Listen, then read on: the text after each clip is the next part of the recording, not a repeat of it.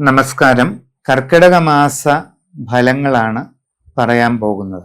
July 17 തീയതിയാണ് കർക്കിടക മാസം ആരംഭിക്കുന്നത് ഈ വർഷം. മൂലം, പൂരാടം, ഉത്തരാടം നാളിന്റെ ആദ്യ 15 നാഴിക ഇത്രയും ചേർന്ന ധനുക്കൂറുകാരുടെ കാര്യം പരിഗണിക്കുമ്പോൾ ഈ കർക്കിടക മാസം ഗുണദോഷ സമ്മിശ്രമാണ്. ഗുണങ്ങളും ദോഷങ്ങളും ഒക്കെ ഏറെക്കുറെ സമമായിട്ട് വരും. പുതിയ ജോലിക്ക് ശ്രമിക്കുന്നവർക്ക് അത് കിട്ടാനുള്ള സാധ്യതയുണ്ട്. സാമാന്യം തൃപ്തികരമായ നല്ല ജോലി ലഭിക്കും. വിദേശ തൊഴിലിന് ശ്രമിക്കുന്നവർക്ക് ചിലപ്പോൾ അത് നീണ്ടുപോയേക്കാം.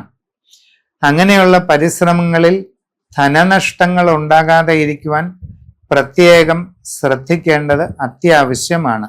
വിവിധ മേഖലകളിൽ സ്വന്തമായി തൊഴിലുകൾ ചെയ്യുന്നവർക്കും വളരെ കരുതൽ ആവശ്യമാണ്. നന്നായി പരിശ്രമിച്ചില്ലെങ്കിൽ നിങ്ങളുടെ കർമ്മരംഗം ഒരുവിധമെങ്കിലും ഭംഗിയായി കൊണ്ടുപോകാൻ വളരെ ബുദ്ധിമുട്ടേണ്ടി വരും. കാര്യപരാജയങ്ങൾക്കൊക്കെ സാധ്യതയുണ്ടെന്ന് ചുരുക്കം. കച്ചവടക്കാർക്ക് സാമ്പത്തിക നഷ്ടങ്ങൾ അനുഭവപ്പെടാം. നിങ്ങളുടെ കച്ചവടത്തിന്റെ അളവ് കുറഞ്ഞു പോകാം. നിങ്ങളുടെ ബിസിനസ് രംഗം ചെറുതായി പോകുന്ന സാഹചര്യം ഉണ്ടാകാം. അപ്പോൾ വളരെ കരുതലോടെ പ്രവർത്തിക്കുക. കസ്റ്റമർമാരുമായി നല്ല ബന്ധം നിലനിർത്താൻ ശ്രമിക്കുക. നിങ്ങളുടെ പ്രവർത്തന മേഖലയെപ്പറ്റി ശരിക്ക് പഠിച്ചു മനസ്സിലാക്കി വേണ്ടതുപോലെ മുമ്പോട്ട് പോകേണ്ടത് അത്യാവശ്യമാണ്. കുട്ടികൾ പഠനകാര്യങ്ങളിൽ വളരെ ജാഗ്രത പാലിക്കണം. അല്ലാത്ത പക്ഷം ഉദ്ദേശിക്കുന്ന പ്രയോജനം കിട്ടിയെന്ന് വരില്ല.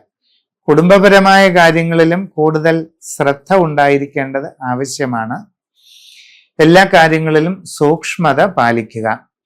വിവാഹാലോചനകളിൽ മറ്റു ഒരല്പം കാലതാമസം ഉണ്ടായേക്കാം. എങ്കിലും പരിശ്രമം തുടരുക.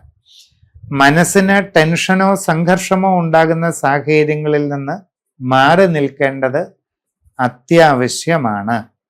ആരോഗ്യകാര്യങ്ങളിൽ പൊതുവായ ശ്രദ്ധ ഉണ്ടായിരിക്കുക. പണമിടപാടുകൾ സൂക്ഷിച്ച് നടത്തുക. ഈ വരുന്ന കർക്കിടക മാസം പൊതുവെ നിങ്ങൾക്ക് ഗുണങ്ങളും ദോഷങ്ങളും ഇടകലർന്നതാണ്. കർക്കിടക വാവുബലി തർപ്പണമൊക്കെ ഭംഗിയായി ചെയ്യുക. കർക്കിടക മാസത്തിൽ സർവൈശ്വര്യ പ്രാപ്തിക്കായി ഗണപതി ഹോമം, ഭഗവതി സേവ നടത്തുന്നത് വളരെ നല്ലതാണ്.